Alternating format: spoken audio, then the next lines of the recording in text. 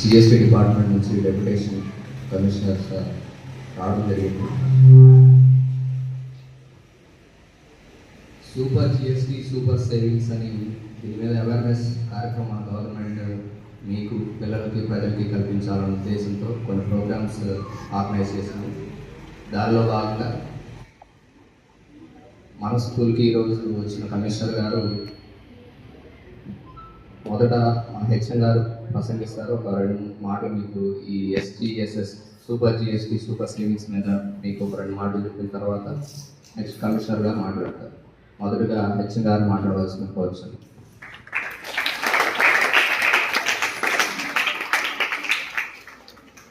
అందరికీ నమస్కారం. ఇవాళ సూపర్ జిఎస్టీ సూపర్ సేవింగ్స్ కార్యక్రమాలు దేశవ్యాప్తంగా మన రాష్ట్రంలో జరుగుతున్నాయి. ఇంట్లో 3వ వారంలో మనకి ఎడ్యుకేషన్ డిపార్ట్మెంట్కి ఇచ్చారు. ఇవాళ మన స్కూల్లో మామూలుగా అయితే మన షెడ్యూల్ ప్రకారం 3 to 5 జరుపుకుందామని ఆ కాంపిటీషన్స్ కూడా మీరందరూ ప్రిపేర్ అవుతున్నారు. కానీ మనకి ఇవాళ మన స్కూల్లో ఈ కార్యక్రమం నిర్వహించడానికి జిఎస్టీ డిపార్ట్మెంట్ నుంచి deputy assistant commissioner of GST G Srinivasarao గారు వచ్చారు మన స్కూల్లో ఈ ప్రోగ్రామ్ కండక్ట్ చేయడానికి. ఇప్పుడు సార్ మనకి ఈ జిఎస్టీ గురించి కొంత వివరణ ఇస్తారు. మామూలుగా సోషల్ టీచర్స్కి కొంత అవగాహన ఉంటుంది. Taxes, direct tax, indirect tax, గతంలో మనకి సేల్స్ ట్యాక్స్, అలాగే కమర్షియల్ ట్యాక్స్ ఉండేవి. ఆ తర్వాత వ్యాట్ వచ్చింది. వ్యాట్ తర్వాత చాలా రకాల పన్నుల్ని కలిపేసి ఒకటే జిఎస్టీగా మార్చారు. అయితే జిఎస్టీ గతంలో 4 స్లాబులుగా ఉండేది, దాన్ని తగ్గించారు. ఈ తగ్గించడం మూలాన మనకి వస్తువులు తక్కువ ధరకి దొరుకుతాయి. ఏ వస్తువుల్ని తగ్గించారు, ఏ స్లాబ్ పన్ను రేట్లో ఉన్నాయి అనేది అవగాహన పెంచడం కోసమే మనం ఇప్పుడు ఈ కార్యక్రమాలు జరుపుకుంటున్నాం. దీని మీద ఇంకొంత మనకి వివరణ సమాచారం మన సార్ ఇస్తారు. మీరు కొంచెం నిశ్శబ్దంగా డిసిప్లిన్ గా కూర్చొని చేయండి.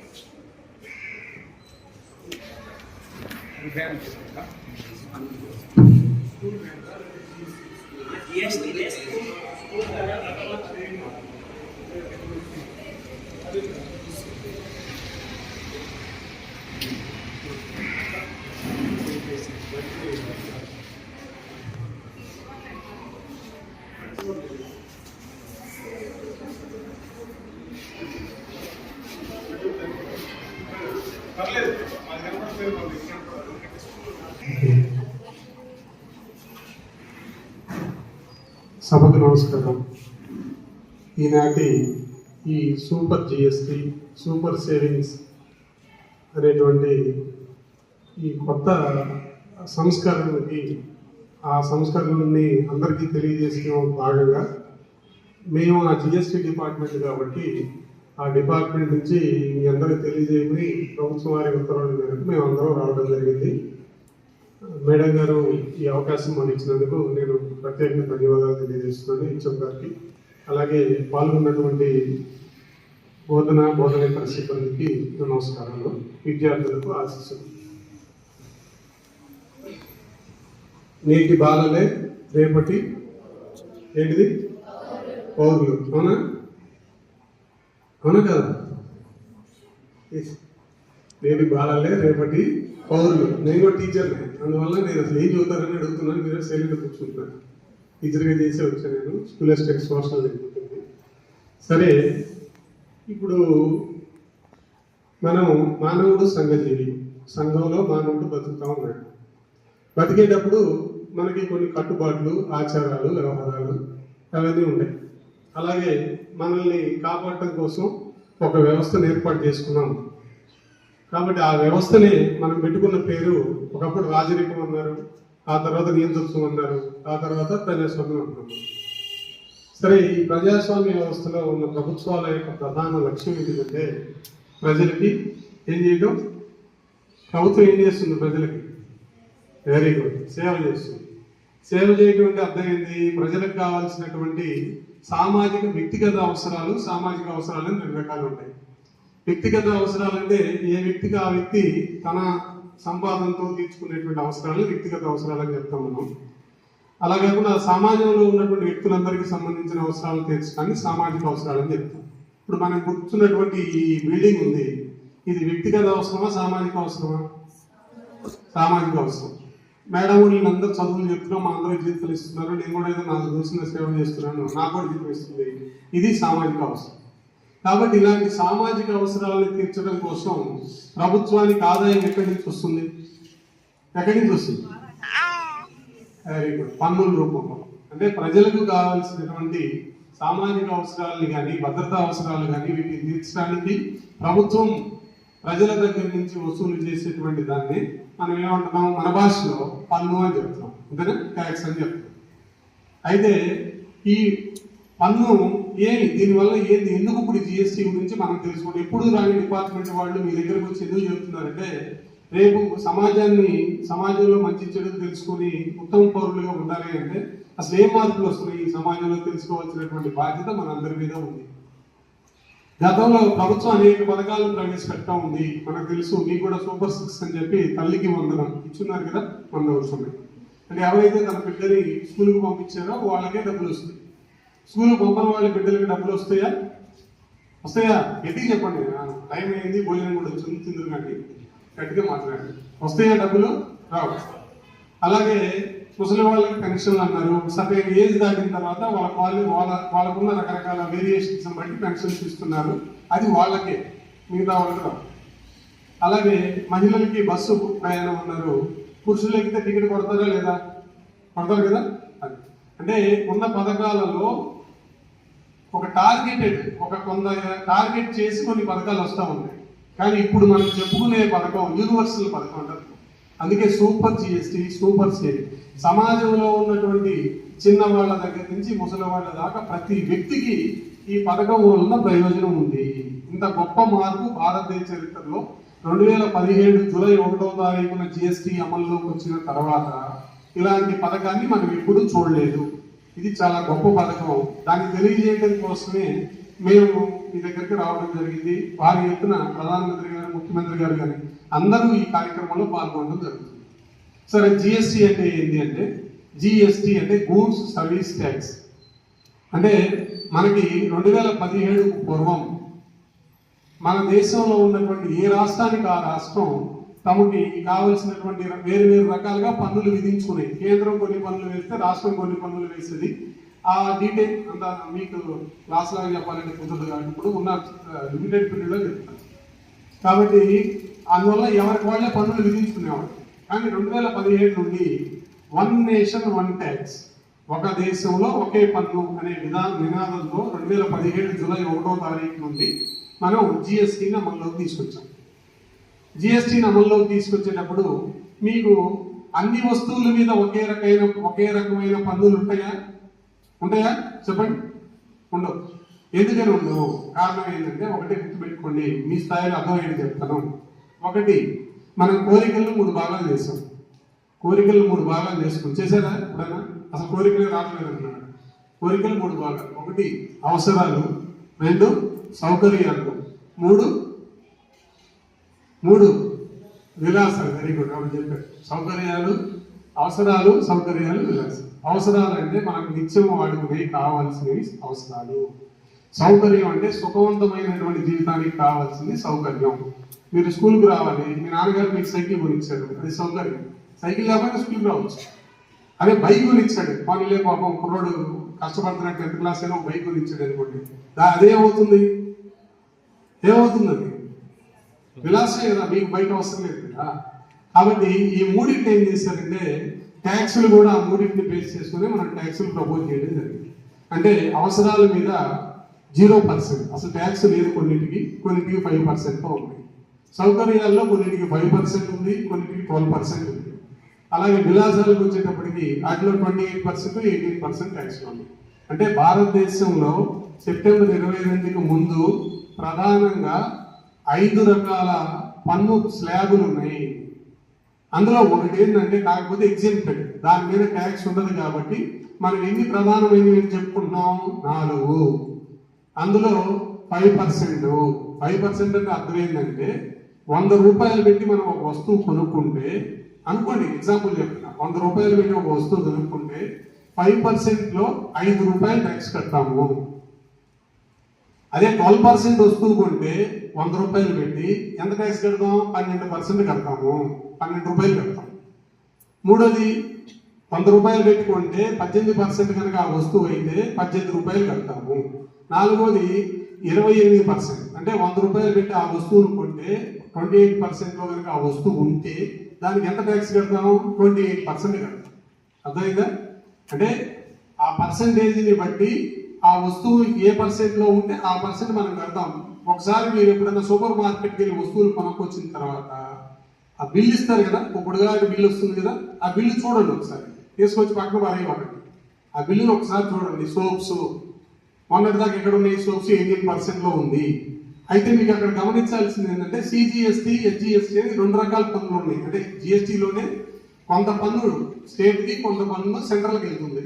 అందుకని సిజిఎస్టీ ట్యాక్స్, హెచ్జిఎస్టీ ట్యాక్స్ అని ఆ 18 రూపాయలనే 2 భాగాలు 9 వేసి ఉంటాయి. చూడండి, మీరు ఒక్కసారి అది చూస్తే మీకు క్లారిటీ వస్తుంది.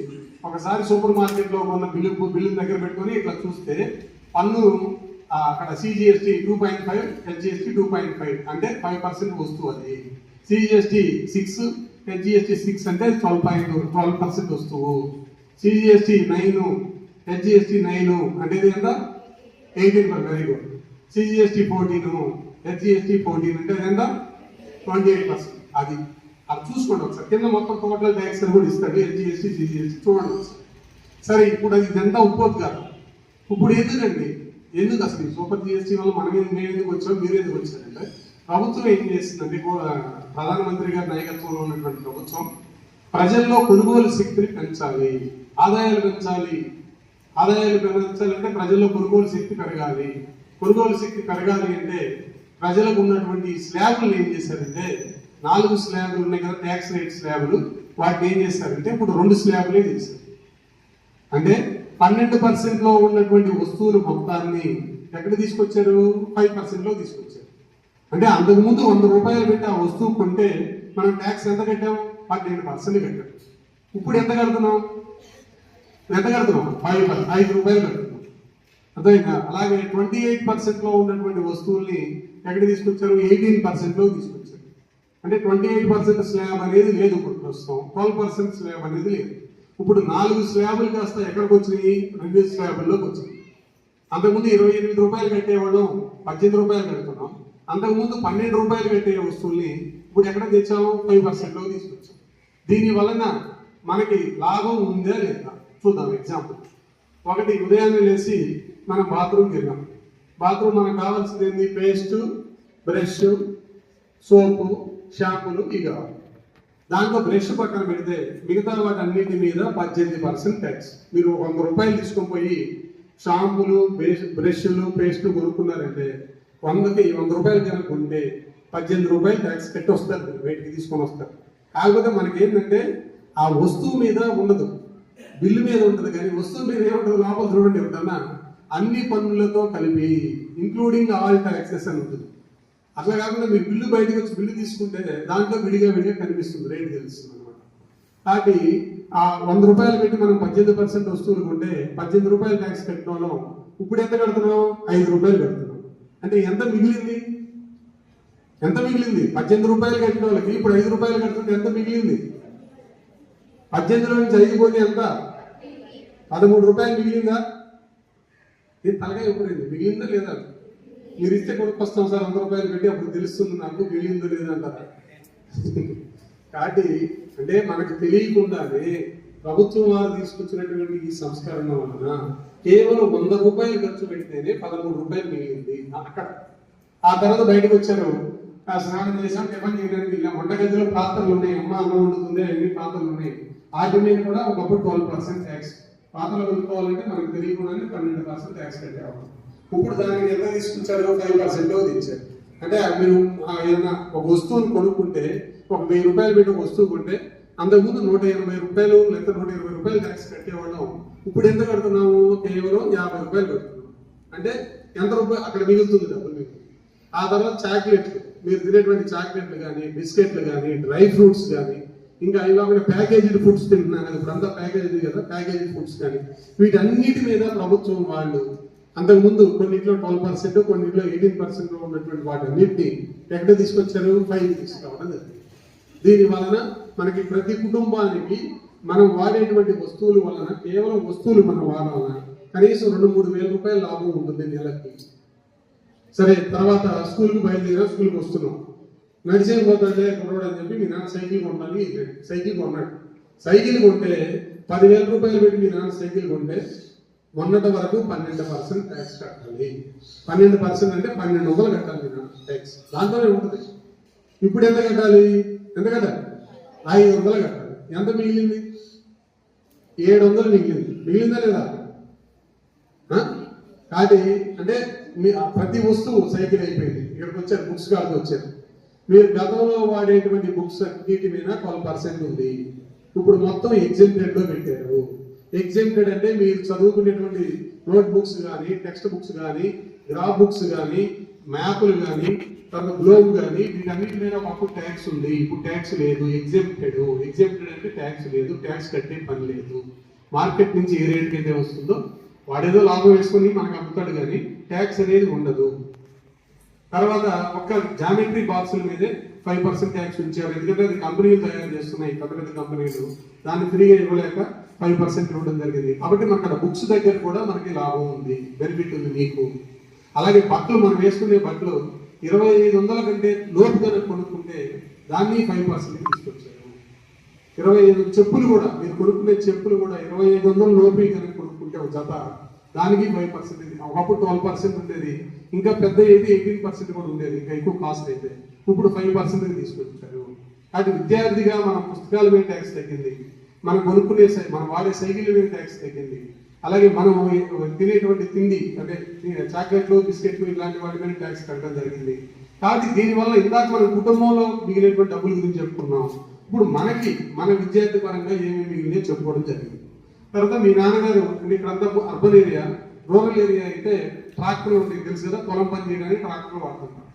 ట్రాక్టర్ల మీద మొన్నటిదాకా 12% పన్ను ఉంది. ట్రాక్టర్లు కానీ, ట్రాక్టర్ల స్పేర్ పార్ట్స్ కానీ, ట్రాక్టర్లు కానీ ఉండేటువంటి ట్రాలీలు ఉంటాయి కదా, ట్రక్కులు అంటారు, ట్రక్కులు కానీ, నూర్పిడి యంత్రాలు కానీ, యంత్ర పరికరాలు కానీ, వీటన్నిటి మీద ఒకప్పుడు 12% ట్యాక్స్ ఉంది. ఇవాళ మొత్తం 5%కి వచ్చింది. అంటే ఒక ట్రాక్టర్ మీరు ఒక 5 లక్షలు పెట్టి మీ నాన్నగారు కొంటే అప్పుడు ట్రాక్టర్ మీద 60,000 పన్ను కట్టేవాళ్ళు. ఇప్పుడు ఎంత కడుతున్నారు, 5 లక్షలు 25,000 కడుతున్నాడు. 35,000 రూపాయలు ఒక ట్రాక్టర్ మీద మిగులుతుంది. ఆ ట్రాలీ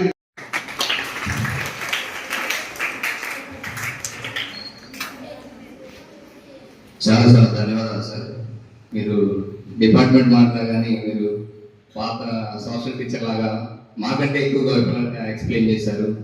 హిస్టరీ, జిఎస్టీ హిస్టరీ కానీ ఏ ఇయర్లో వచ్చింది, దెన్ దానికి సంబంధించిన రాజ్యాంగ సవరణ, types of GST, types number of slabs after the reforms, the slabs with examples చాలా బాగా ఎక్స్ప్లెయిన్ చేశారు మా పిల్లలకి. దీన్ని మళ్ళీ మీ కర్తవ్యం, పిల్లలు మీ బాధ్యత ఏంటో కూడా గుర్తు చేశారు. వీళ్ళు అడగాలనేసి ఇంట్లో మీ తల్లిదండ్రులు తెలియజేయాలని చాలా చాలా ధన్యవాదాలు సార్. ఈ కార్యక్రమం ఎక్కడితో ముగిసిందని తెలుపుతున్నాను. Thanks for coming sir.